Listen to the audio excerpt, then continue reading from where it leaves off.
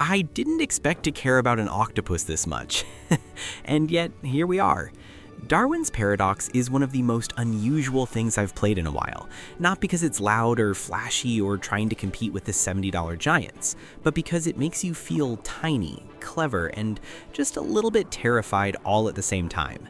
It comes out in 2 days at a whopping $25, and if you've seen the trailer and thought, okay, cute little octopus platformer, I get it, that was my first reaction too. But that's really just the surface.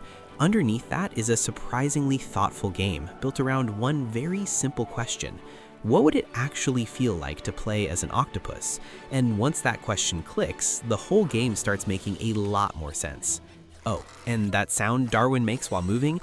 I need you to tell me in the comments whether that is adorable or whether it is going to slowly drive you insane by hour 2, because I genuinely cannot decide. I'm hoping there's a sensitivity slider somewhere. If there isn't, someone at ZDT Studio, please read this comment section. Welcome to Heroes Fallout. This is Darwin's Paradox, and it might be the most pleasant surprise of 2026 so far. Also, if you enjoy strange little games like this one, you might want to subscribe, because judging by this game, octopuses are clearly taking over gaming. And I'd like us to stay ahead of the situation.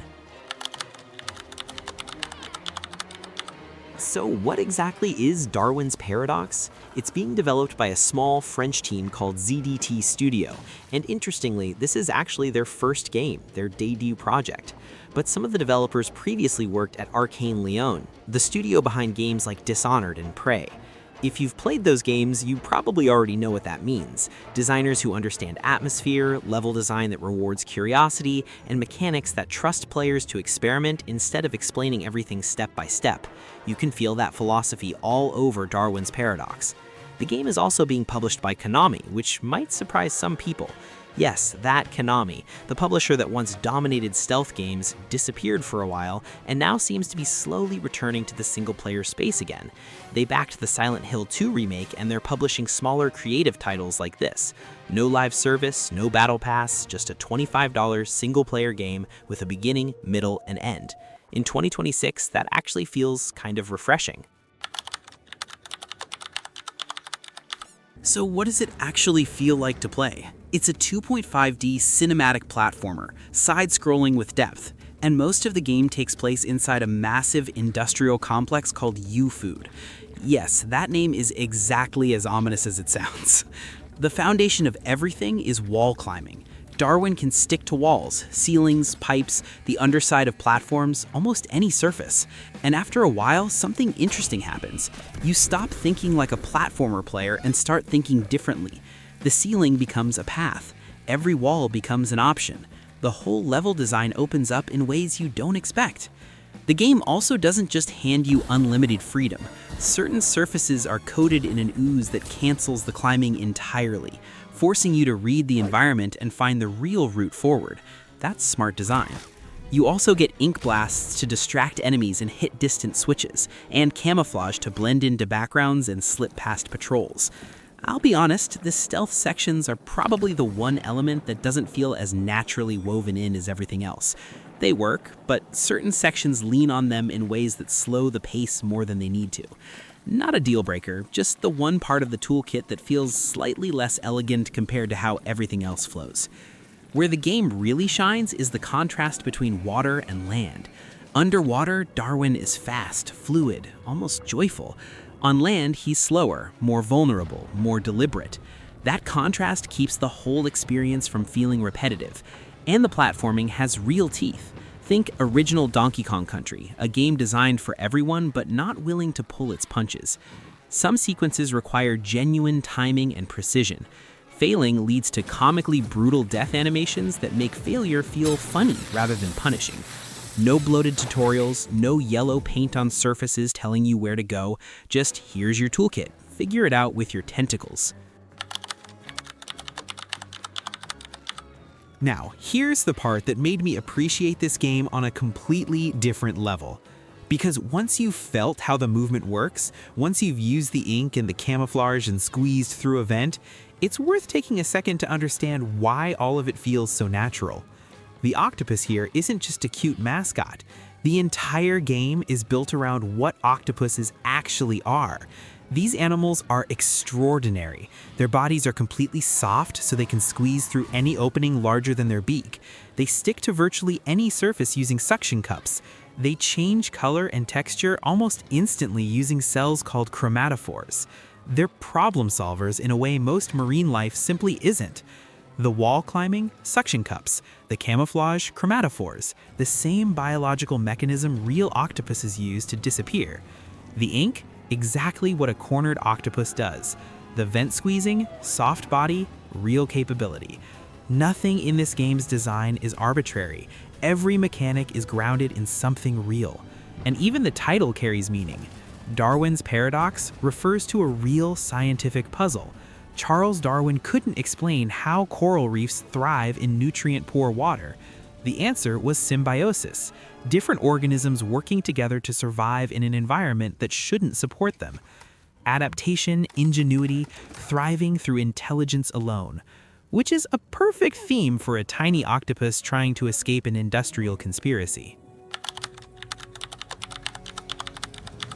Okay, so the story itself is almost completely wordless.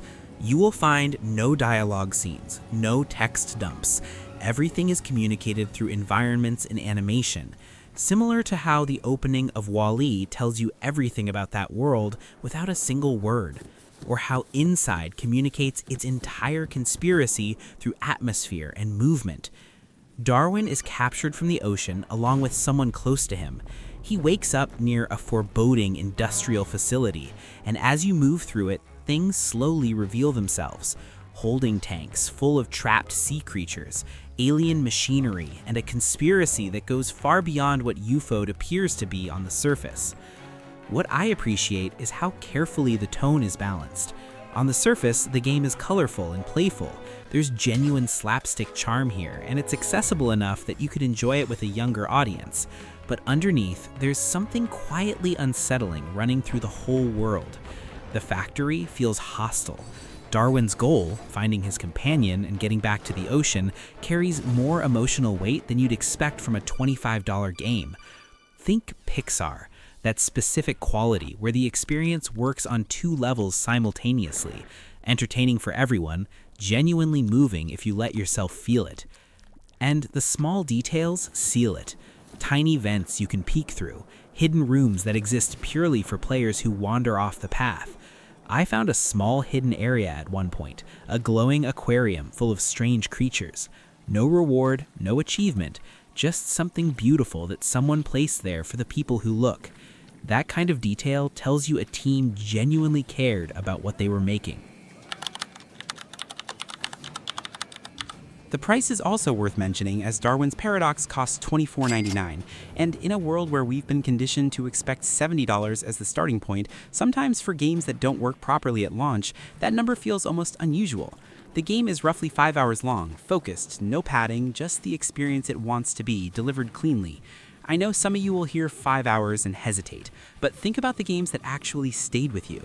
Journey, Little Nightmares, Inside, Hollow Knight. None of those were $70. All of them left a deeper impression than games that cost 3 times as much and ran 3 times as long.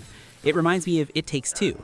Never full price, never pretending to be something it wasn't, delivering completely on what it promised. Darwin's Paradox feels like it operates with that same philosophy. Early reviews are landing around a 76 on Metacritic. Most critics are calling it charming, visually impressive, and mechanically fresh. The main critiques, stealth can feel passive in spots, puzzles stay fairly accessible, are fair, but the consistent praise for the art direction, the sound design, and how well the octopus fantasy is actually executed, that's not nothing. For a debut title from a small studio, this is a remarkable achievement. Darwin's Paradox isn't going to replace my 100-hour epics, and it doesn't pretend to, but in its short, focused run, it delivers something I don't get often enough anymore. A world that feels genuinely handmade, mechanics that respect your intelligence, and a protagonist so full of personality you can't help but root for the little guy. A small team, their first game, a strange idea, executed with real care. That's the kind of story I love seeing succeed. Go play the demo. It's free, it's out right now, and you'll know within 20 minutes whether it's for you. And seriously, tell me what you think about that squeaking sound. I need to know if it's just me. This is Heroes Fallout. Stay cautious, stay curious, and I'll see you in the next one.